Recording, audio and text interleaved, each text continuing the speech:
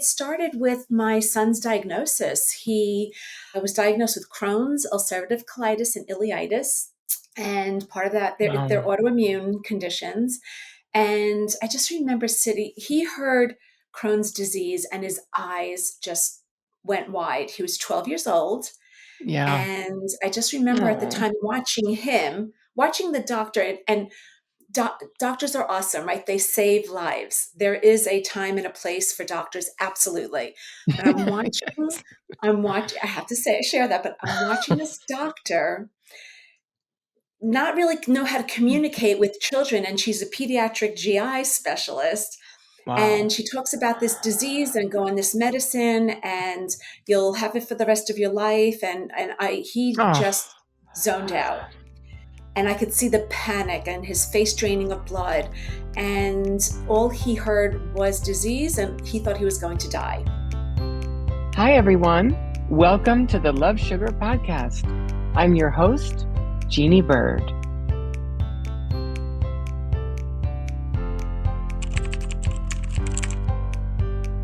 Welcome to the Love Sugar Podcast, transforming love lives one bite at a time. My name is Jeanne Byrd, and I'm your host. I'm a relationship and love coach and specializing in finding love, sustaining love, or completing love in a healthy way. I also have a Master of Science degree in advanced health and nutrition coaching. You know, exploring love and romance through the lens of emotional and physical well-being is not something you often hear about, but it's actually critical to understand. Why? Because your experience of love and your perception of love is happening through your mind and your body. So to have the best experience in love, you need to take care of yourself. In today's episode, we're going to explore the mysteries of the microbiome, or the gut, and its impact on your love life. Or put another way, how your body's biology helps you find and keep love. Now, I'm pretty sure you don't often hear the words love and microbiome in the same sentence. But today we're going to connect those dots and understand how our love lives are influenced by the microbiome. And to help us make sense of it all is my guest, Sharon Holand Gelfand. I'm so excited to have you, Sharon, and I'm going to read a short bio of your many accomplishments and then have you come on and talk to us. So Sharon Holand Gelfand is a functional holistic nutritionist, coach, and speaker who transforms the lives of health-minded professional women who are stressed and overwhelmed by getting to the root of their complaints with specific testing and innovative healing techniques that she's created. She shares her message of healing in workshops, stages, and in panels. Sharon is also an author of a book called The Gut Method: Secrets Beyond Your Plate for a Healthier, More Energetic Life, and more. This book is a 3-step system to empower others to take back control of their health by getting connected to the symptoms, then being able to create right actions that will ensure ultimate healing. Sharon's wisdom has been shared on NBC, ABC, iHeartRadio, Voice America, Thrive Global, and more. So welcome to the Love Sugar Podcast, Sharon. Wow. Thank you for that. I'm so happy to be here. I love that. So I'd really love you to begin. Help us understand more about all these living organisms in our bodies. You're right. It starts in the mouth, but we also have a microbiome on our skin.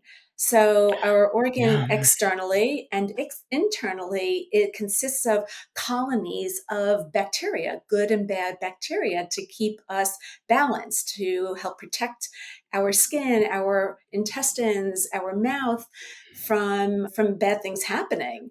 So Right. it's really just like so much bigger. And people, you're right, people think it's just right in the gut, but it's really all over our bodies. I wonder if you can share and speak more about how did you become a clinical nutritionist? How did you come to write a book?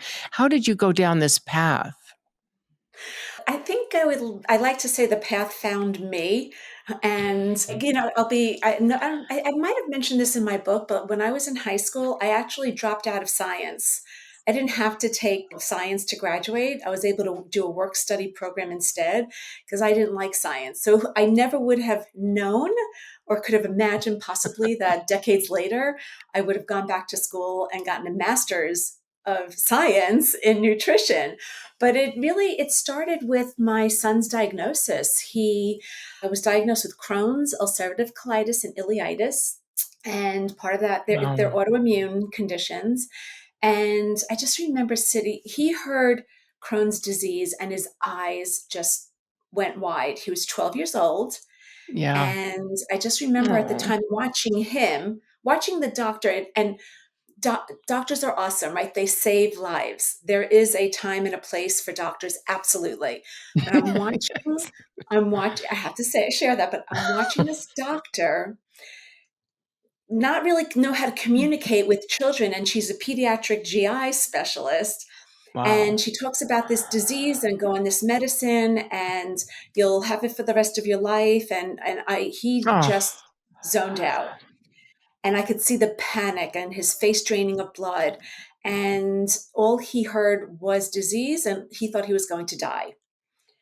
And when I asked the Wow. doctor, because I had to keep interrupting her, but when I finally asked her, well, what about food? Because I knew nothing about nutrition. To me, nutrition was a bran muffin and a cup of coffee from Dunkin' Donuts. It's a Spoken bran like a true New muffin. Yorker, a true New Yorker. That's healthy. I mean, come on. So I asked her about nutrition and should we eat certain foods? And she said, just stay away from anything raw, any nuts and seeds, because that's going to irritate him. He can continue eating what he's eating. The medicine will help him. Now, Oh, I know, okay. right?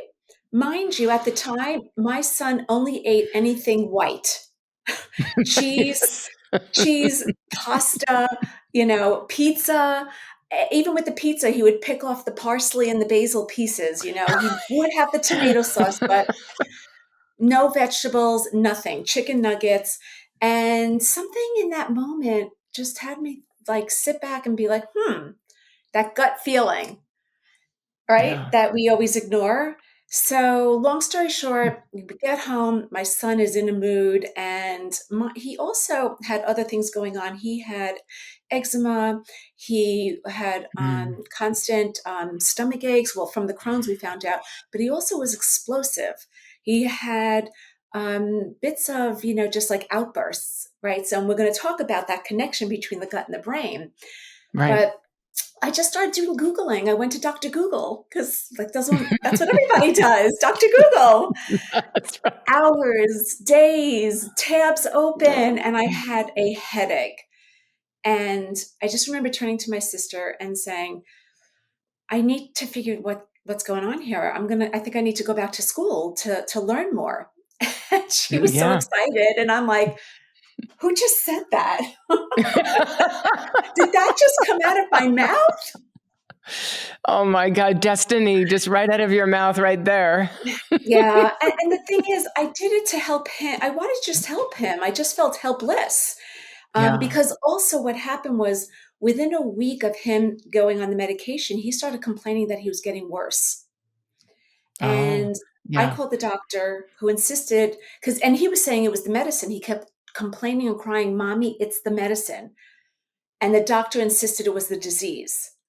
And again, like I said, doctors are Yeah. great, they save lives. But in this moment, again, it was just another like, And I decided to take him off the medicine because I realized, like, why aren't I listening to my son? He's listening to his body. Right. And I Beautiful. was Yeah. ignoring him, right? We tend to do that. Or at least back then, it was like, what do kids know? The experts know everything. Yeah. And Exactly. that's how it all started. It just, I went to school, and the more that I learned, I realized I'd been compartmentalizing my own health issues, being told I'm normal, but I was going to like 5 different doctors on 5 different medications myself, thinking that everything was normal. Yeah. It's amazing what we live with in Yeah. our lives and thinking it's normal. And of course, as you're talking about, not unfortunately, not too distant past, people are still believing whatever the doctor says as gospel and not taking their own health into their own hands. Mm. And it's really, really a problem. Yeah. But Yeah. thanks to people like you and all of us who are in this field, we are helping change it. And people like the Dr. David Perlmutters and Dr. Mark Hymans and Dr. Sarah Gottfried's, all these people are on the cutting edge to really help us learn about our bodies and make different decisions. Yeah. Absolutely. Before we really dive in, I just wanted to share this quote that I love so much from Deepak Chopra that really talks about consciousness and our bodies. And it just goes like this. So, being a dynamic process in consciousness, we can change the physical body, our moods, our feelings, our emotions, the images we have, our thoughts, our personal relationships are affecting this holistic system, which at the same time, mind, brain, epigenome, genome, microbiome, the whole of your biology is the totality of the universe. So Hmm. I don't know about you, but these words just moved me so deeply. So I wonder if you have any thoughts about that and what your experience with this is. I love the totality of the universe, Yeah. because what I also discovered as I was embarking on this journey to help my son was that we're also disconnected from our bodies, right? It's like our head is over Yeah. here. We're in that left Yeah. analytical part of our brain over here. We're not connecting to our right side of our brain, to our hearts. So it's misfiring. And so, how can we be conscious? How can we have that awareness if we're just doing one thing? So, the nutrition part was just one facet. And the more that Right. I dove into that and started to wake up and started to realize, like, there's this, I wrote about this in my book, that's like 4 chapters. There's 4 ways of being. I have a couple of different analogies in my book, but this one in particular is really about how we are unconsciously, okay, we're going to have, Incompetent? thank you, Uncompetent? unconsciously incompetent. Then we Yeah. become consciously incompetent, right? So first we don't know what we don't know. Then we're Right. like, Right. ooh, all right, I see what I don't know. And then we become consciously competent. However, between the unconsciously competent and the consciously competent, that's where a lot of people don't want to do the work. That's the consciousness. That's Right. the emotional, the mental well being, the spiritual side of us that truly needs to embrace the physical side of us. And That's then right. Yeah. with enough practice, then we can become unconsciously competent, where we don't even think about it. Yeah, it's But our most people, default. I love that. exactly, yeah. So the whole idea of like this universe, yeah, there's just something so much bigger and greater, and we get stuck in this one place because it's our comfort zone, and we'd rather be in that pain, even Yeah. though it's uncomfortable, than try to venture into something that could lead us to something better and bigger and better. I know it very well. I know it from family and friends and some in some cases even colleagues or clients where there's don't tell me. No, don't tell me. This is what I know. This is what I only Yeah, want to know. It's like, yeah, oh, so sad. So yeah, sad. But yeah. that kind of leads us into self-awareness, which I wanted to talk to you about. And because everything begins with our relationship with ourself, right? I mean, Mm, nothing is outside of ourselves in terms of how we perceive ourselves. But of course, many of us go through that those periods in life where everything is, we think, outside of ourselves. And that's where we're losing the opportunity to create an intimate awareness of our Mm, lives. And from there is actually how we create loving and fulfilling relationships. So if you're not self aware, how can you expect someone else to be aware of you, to care mm. about you?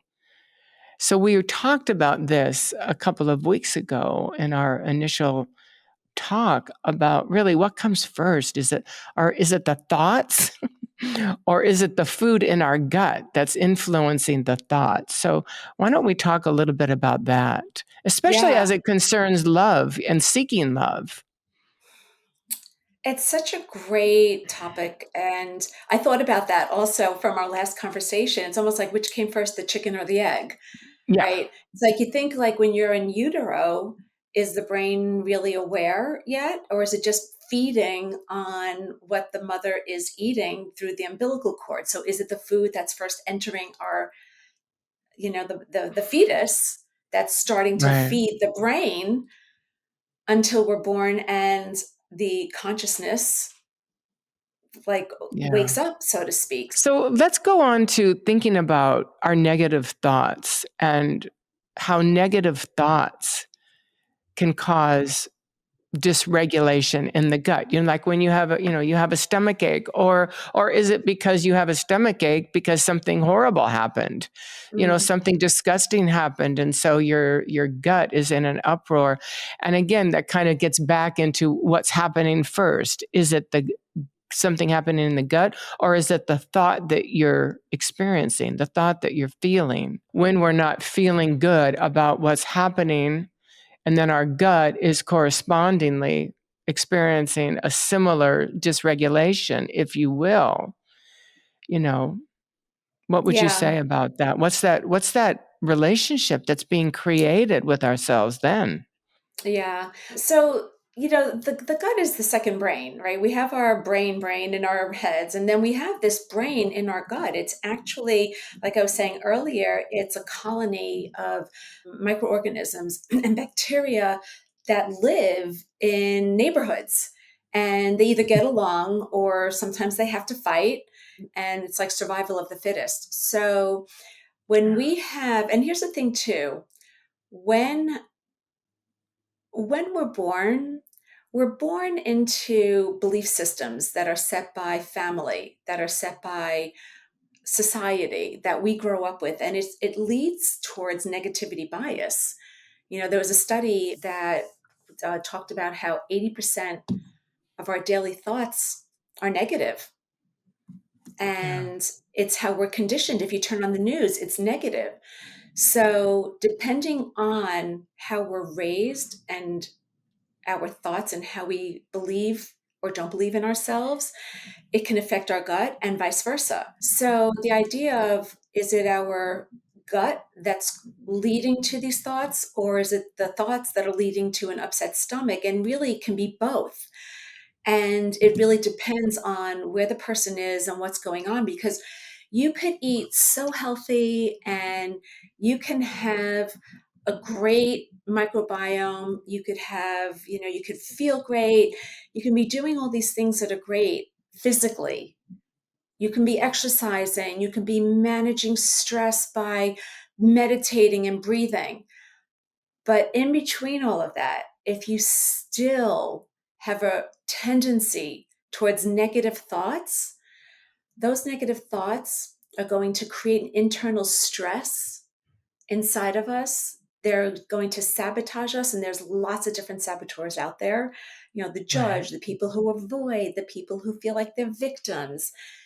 If they continue to do that, we end up living with this din, this like buzz of Yeah, that underlying stress that we're not even aware of, even if we think we're aware that we're doing so much, you know?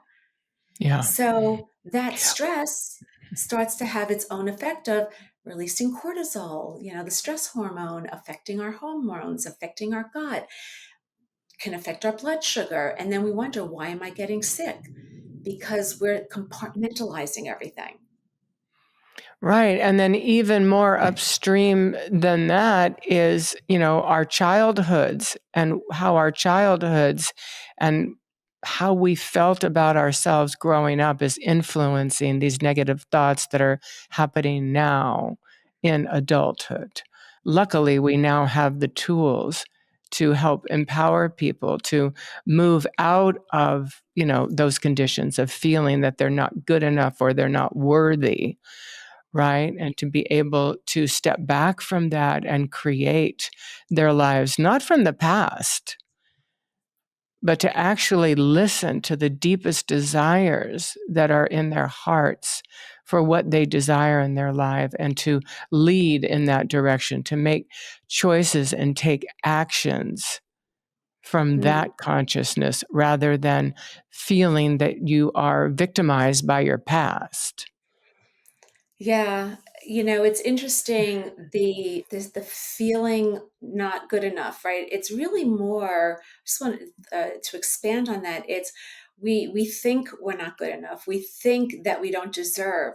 Because what I found, which led me even deeper down the rabbit hole of getting board certified for emotional health and wellness, is the thing of we're thinking our way through things. Mhm. So when I ask my clients, okay, so I hear what you're saying.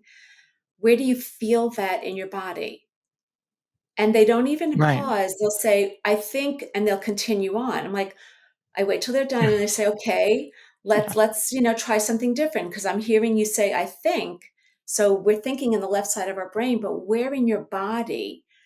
What do you feel? Where are you feeling something? And that's that Yeah. disconnect. And that's also how, when you think about relationships, right? Sometimes we're having a conversation with somebody and we'll get triggered.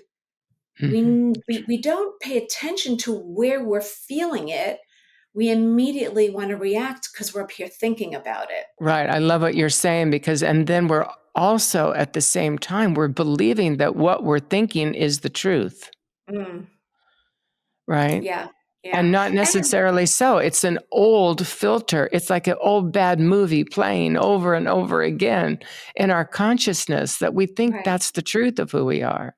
Right. And then we judge ourselves and then we judge others and we judge the whole circumstance. And if we're not eating foods that our bodies need, then that's also going to short circuit everything because the brain's not getting the nourishment that it needs to function properly, right? Because we have the vagus nerve that connects the gut to the brain, and that just sends messages. It's like the superconductor highway. So Right. if something is Right. clogged, then it can't get to the other parts of our body for us to even allow that connection to happen. Right. So Yeah. it's really true then, that our body is actually informing our thoughts, our consciousness, Hmm. and it's informing the decisions that we make about ourselves. Like, I'm not worthy to even, think that so and so might be interested in me, you know, based on your relationship with yourself, which then compounded by a dysregulated gut is going to just keep creating more evidence that that's the truth. Yeah. Oh, that is so true. And when we look for external factors, external proof, or we set a goal, so for me, let's say I have clients, oh, I want to lose 20 pounds, I want to lose 30 pounds. Okay, what's that going to do for you? And they'll list a bunch of things that they think it's going to do for them. They lose the weight, they get there. But Yeah. they didn't, they're having trouble fixing the inside, which is why I work so much now with both, because you really have to work on your Right. mindset. You have to uncover what is really sabotaging yourself. You have to want to do that work. And when you can realize what that trigger is, then you can shift to a more positive mindset. Right. Absolutely. That reminds me of a quote from Bruce Lipton. I'm in the quoting today, but he says, "Our consciousness is the primary problem with how disease is expressed in our body." Hmm. Yeah. So it And really is our relationship with ourself. Really yeah, is the beginning of it all. yeah.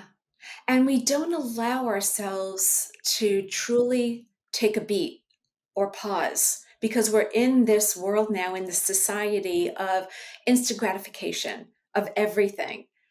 So even in a conversation, whether it's a relationship with a loved one, whoever the conversation is with, if you are immediately thinking of your response to the other person, how are you going to, you're not Mm-hmm. listening. And Right. what we need to Right. do is take that beat, listen to what is our body saying, right? This is my whole gut method, is getting connected, becoming aware of what's going on here. What is my body saying to me? Why am I feeling off?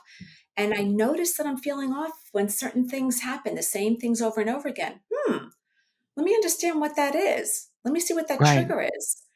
And then, take action, then do something about it. Then, whether it's yourself, hiring a coach, to help you, Right. it's really wanting to go deep. And most people are afraid to do that. They're afraid, they feel shame, right? It's like Brene Brown, they feel shame and this idea of vulnerability.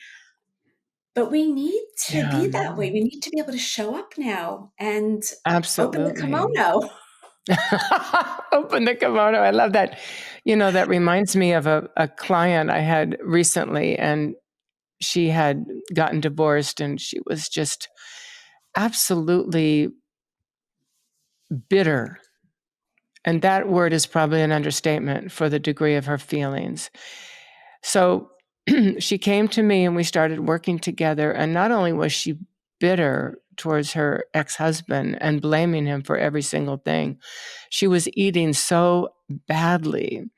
And she's a psychologist and working with young children. So that bitterness was seeping, by her own admission, out into how she was even relating to the children and their parents when she was working with them. So we really had to attack it, or rather, let me say, embrace it with all guns firing.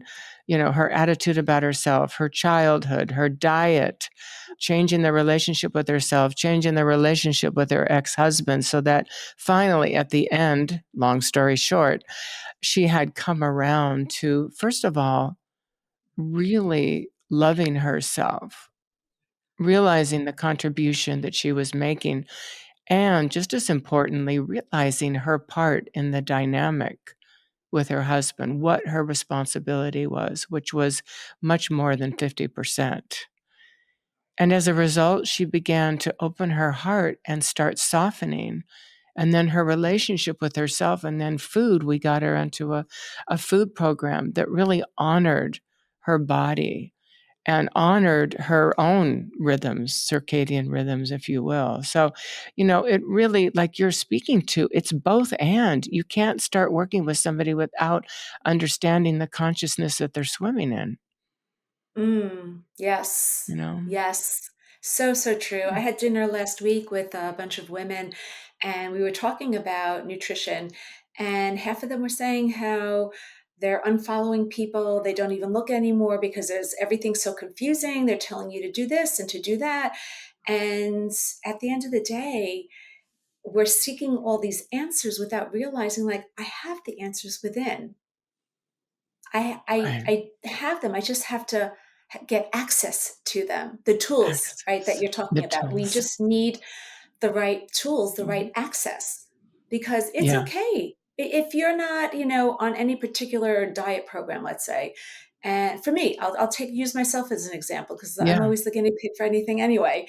But I don't say I'm not going to eat this, that, or the other thing because of it's not good for you, right? Like pizza or a piece of a cookie or something if I'm at a party.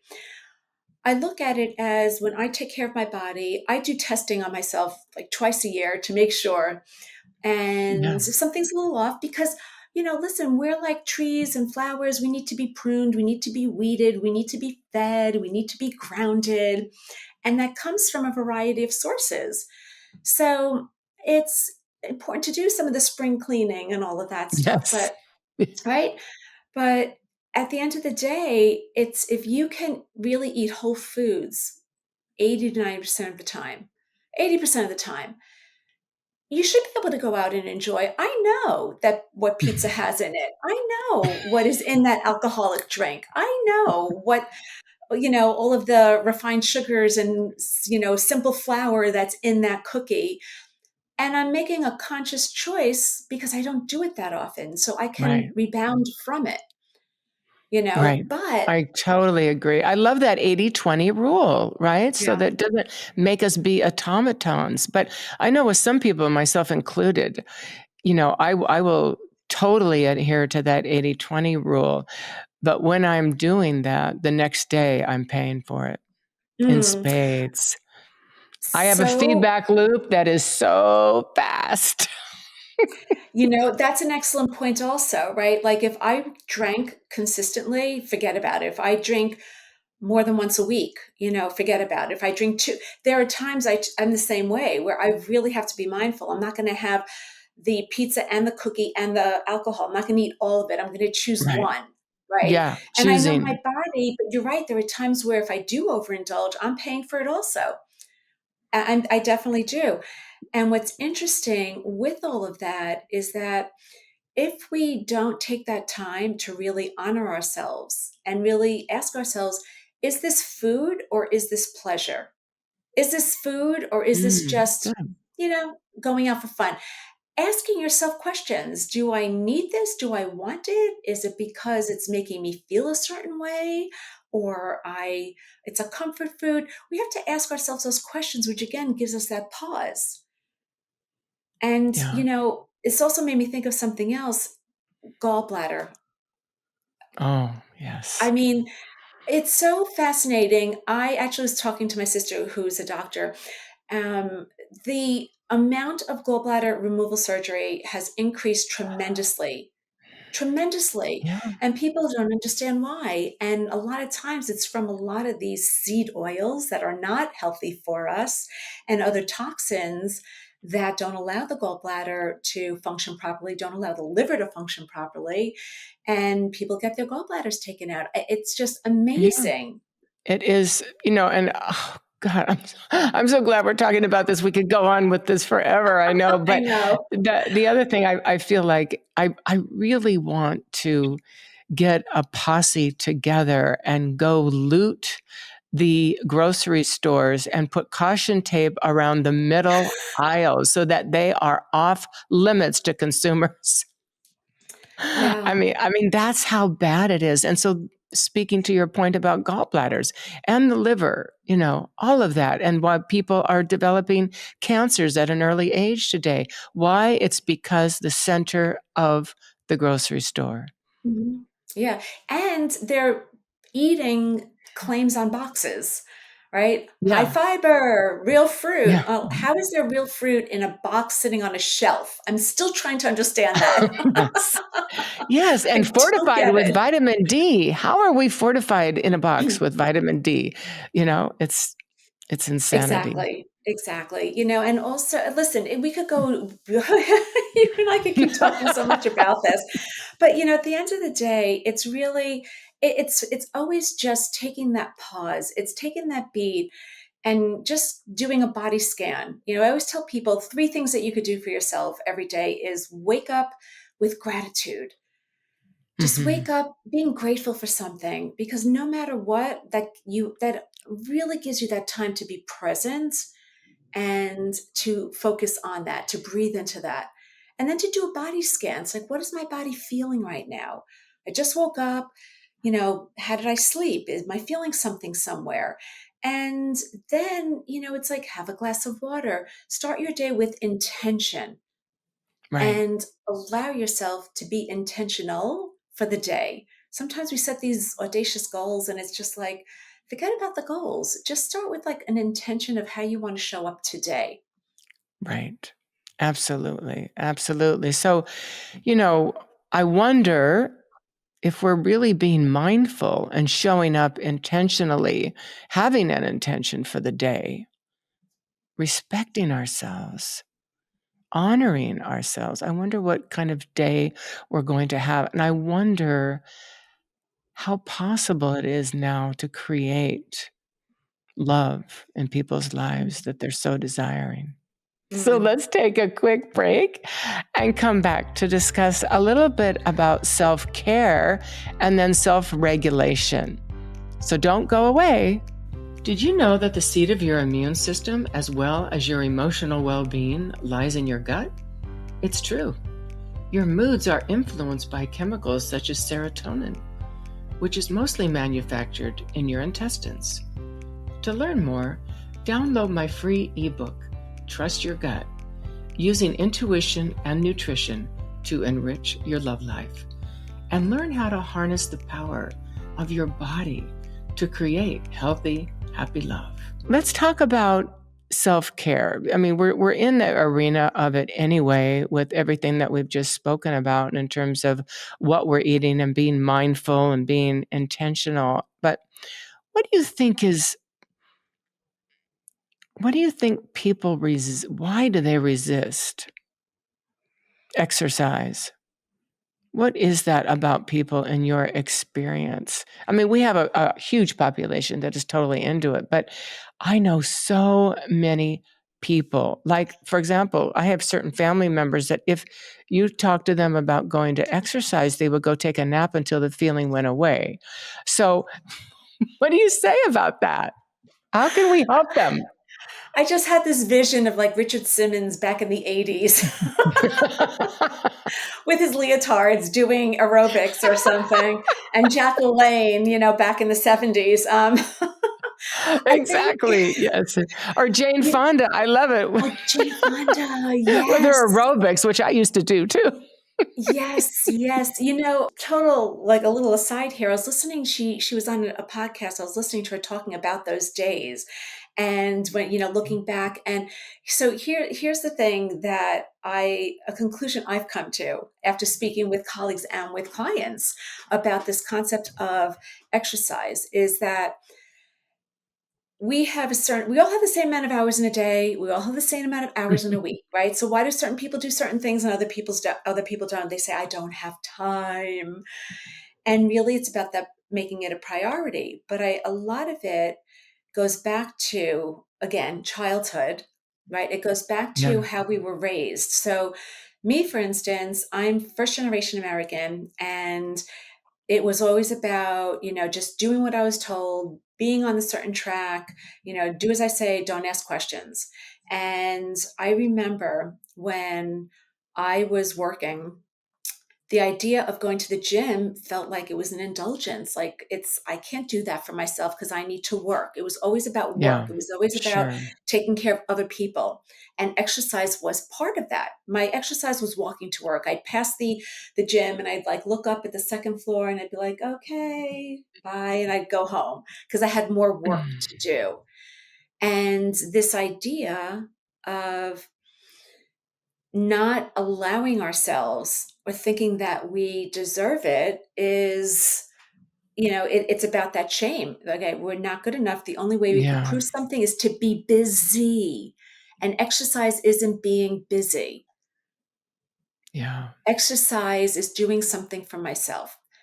And I think a lot of people then, do that and they don't bother. And it was more about, now it's really about the weight resistance, right? Muscle's going to keep you healthy, longevity. But it was always more about the cardio.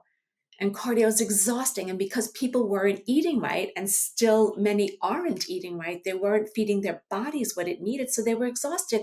So that loop, that was their feedback loop. Why That bother? was, Because I'm yeah. tired. I'm going to eat more. I'm going to feel lousy about myself. And I should have been doing work anyway. Work either external or taking care of the kids or whatever that work was. Yeah. And it was just reinforcement to themselves of, see, I can't even do that, right? So I'm not going to bother. Yeah. Yeah. Well, that's why we have people like us who can help transform people out of that victimized consciousness and get them, Mhm. out of the bed and off the couch and into the parks and into the gyms and into the hot yoga studio, or just plain walking, just Yeah. plain walking, moving your body so that, it is just going to calm you down, right? Mm, Just calm mm, your whole autonomic nervous system down so that you can create clear thinking, and also feel that in the moving of your body that, you have control. Your body's not controlling you. You're controlling your body just by moving and honoring yourself. So true and well said, because, even talking about the nervous system, right? We've got the parasympathetic, right? The rest and Yeah. digest versus, or the sympathetic, where it's like fight or flight. And we're constantly in that, like, that stress, that underlying stress that we've gotten so used to that we don't even realize that that is breaking down our body. And we can adapt and we can overcome for years and years and years, but then we reach this tipping point where the Yeah. body just can't do it anymore. And then it's downhill after that. I mean, you can recover for sure. You can definitely recover, but it becomes a self-fulfilling prophecy. It's this vicious cycle.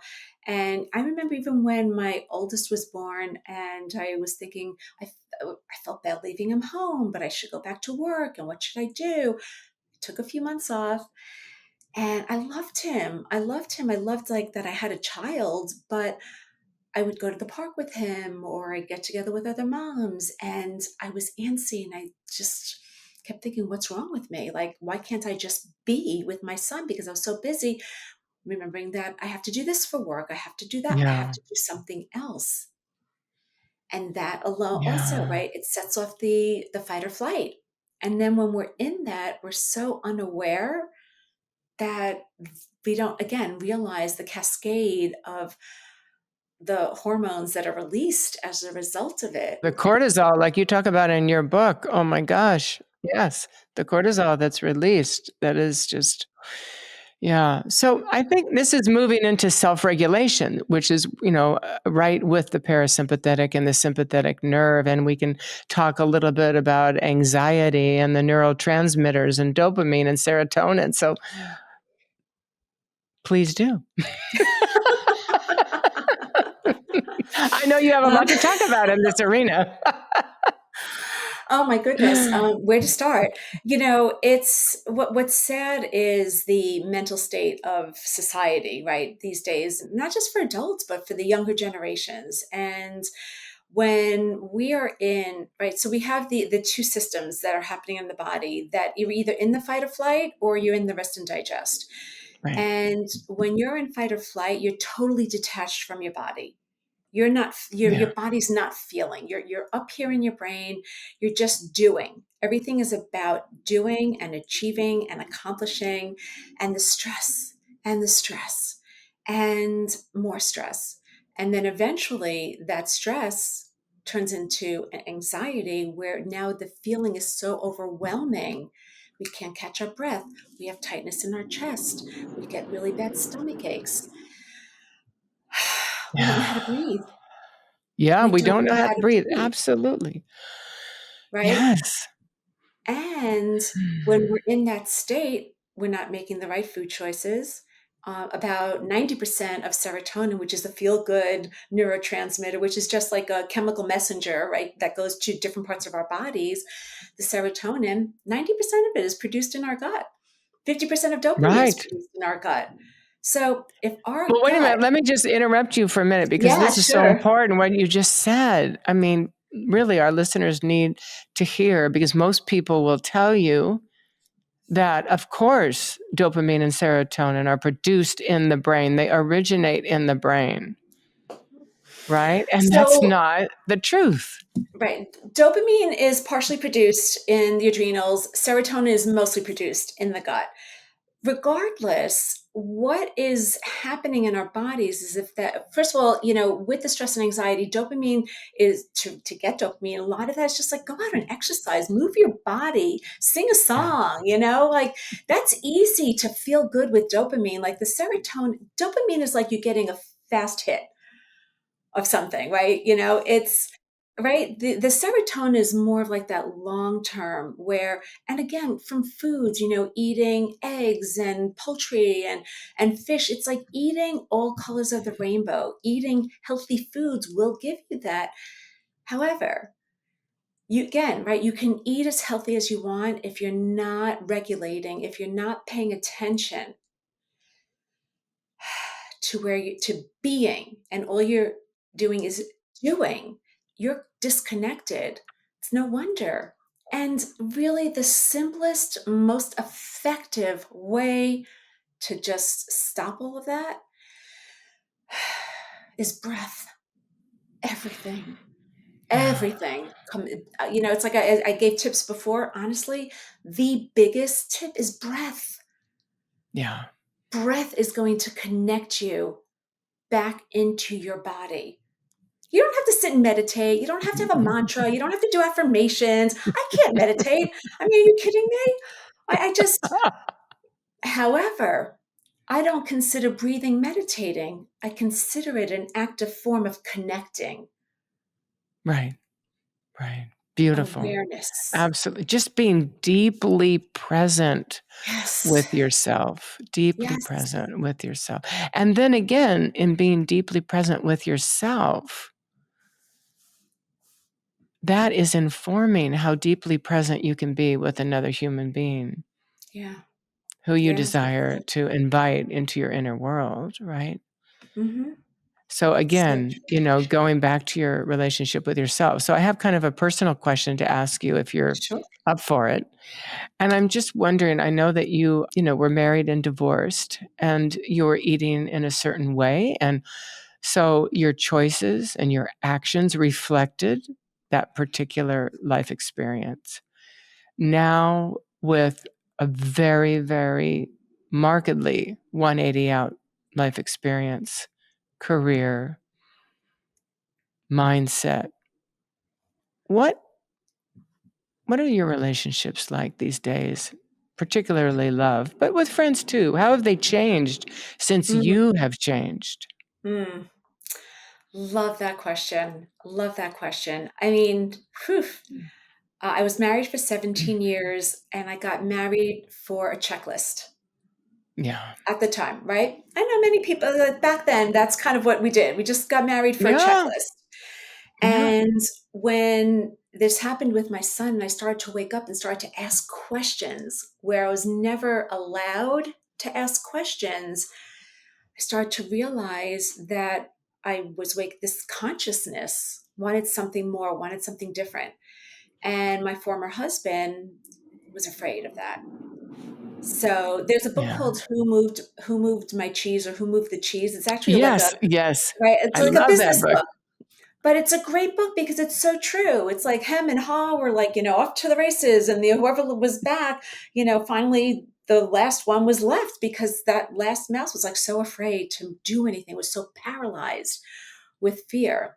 And my journey through all of that was rediscovering who am I? What do I want?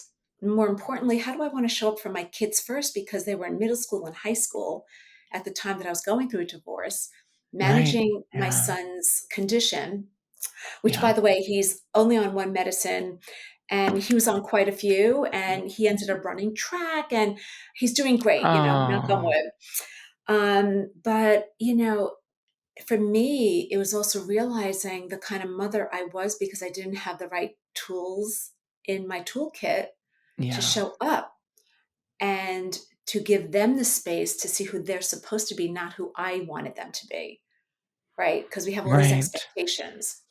So a lot of that was just all that rediscovery, years of kind of dating, but more a lot of introspection.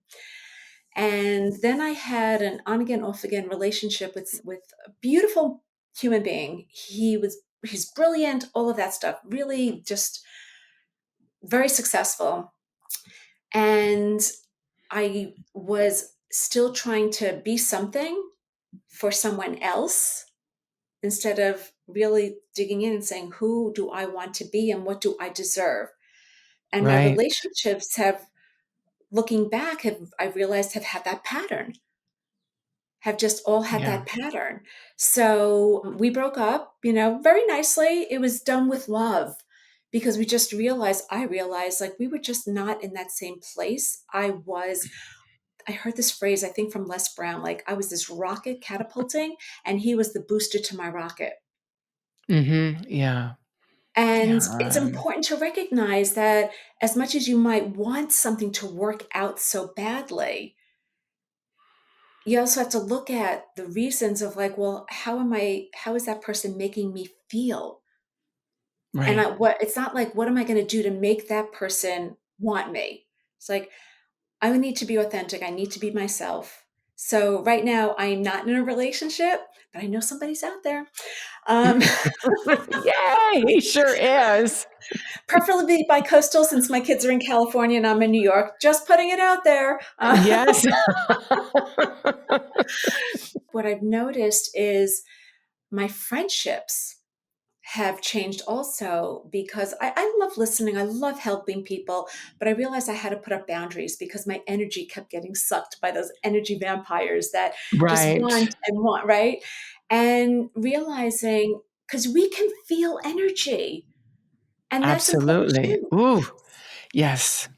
Yes, I mean, if you're sensitive, if you have, empathy, you definitely can feel energies. And that's why in the work that I do with my clients, really getting them to really love their younger self and really Yes. organize around their younger self and create this intimate relationship. Mm, That is going to be your protection. yeah. That really I is your know you and protection. I talked about this because we do something similar with childhood visualization. And I love when I am guiding one of my clients through and their eyes are closed. And then all of a sudden I'll see a smile and I'll hear like a, "Hmm." Yeah. That's that's priceless. It's priceless. It's like, yes, yes, that's the feeling. That's the Yeah. feeling. I mean, that's what we call transformation, really, Yeah, and yeah, all of its varying degrees. yeah. So I really love what you're speaking to. So I know we're kind of getting towards the end of our time, but I'd love to have our listeners hear from you. We'll each share, but maybe like three biohacks. If you would pick like three things that could be the takeaways of this podcast, where you could just share for the listeners three basic things. I know you've hit on so many things, but what are three things that you could share that would really make a difference in Mm. people's day to day life? Breathe. I know we Taking got the that breath. moment, right? The breath of breathing in through the nose because nitric oxide helps our cells. Drinking, making sure you're properly hydrated is Yeah, so important because your body, your brain, your cells need that water, that hydration, at least half your body weight in ounces because when you don't have water and oxygen to your brain, can't function properly, right. right? That's true. And forget about the food part. It's just the gratitude feeling. The more you can allow yourself to feel some gratitude or feel something and connect to yourself, then you're tuning in. You can start trusting your gut and your intuition, which will lead you to the right food choices, to the right conversations, to the right people. So I'll leave it at that. I love that. Well, I think I would say creating an intention for Mm, yourself, whatever it is you desire in your life, whether you're calling in love, whether you're calling in your next career, whether you're calling in, to create a human being in the world, you know, just really set your intention. We're going to talk about that in upcoming podcasts, but I think just because that's requiring what you said earlier about really spending time with yourself, knowing what you're feeling, knowing what you're needing is a huge one. So I think intention would be one. And then I think the other thing is just kind of a biohack that I really love that has really impacted my health. One of my favorite elixirs on the planet is asparagus. Asparagus in this form has been known as what we call a cell growth normalizer. It takes the toxins out of your body. Yay! So I take this twice a day, 3 tablespoons twice a day, morning and before dinner or right after dinner. So I'm going to give you a quick demo as to how you make it. It's so simple. Okay, so now we have cut this asparagus. and we're ready to put it in the pot. And we're coming over here. Having rinsed our asparagus, we're now going to steam these little guys. All right, let's get over here to the stove. I'm going to take the tongs, and we have just steamed this asparagus. Now, I like to use the liquid from the pot because it has all of the nutrients in it as well. You just need a little bit. Okay, that's good. And excuse the sound for a minute. And there you go. What would life be without a Vitamix, right? Okay, so we're now going to take one of these jars, these wonderful jars for juicing. Put this here and pour it. It's so good when it's hot. I love it. But then, of course, we keep it in the refrigerator. But it'll stay for about 3 or 4 days max. But you should be drinking it as you go twice a day. So I think those are the things that I would really love to share with our listeners today. I love that. Yeah. And then would you please share with us how people can get a hold of you? Of course, they can Yes. reach me on my website, Sharon Holand with 1L.com, and my links to my social media are on there, so you can get on my email list. So that's probably the fastest, easiest way to connect with me. Okay, perfect. Alrighty. So sending so much supportive and healthy love to you all listening to the Love Sugar podcast. Thank you for listening and for watching if you're joining us on YouTube. If you got value out of this conversation, be sure to hit that subscribe button and the notification bell so you know when the next episode of the Love Sugar podcast drops. Until next time, always take care of yourself first.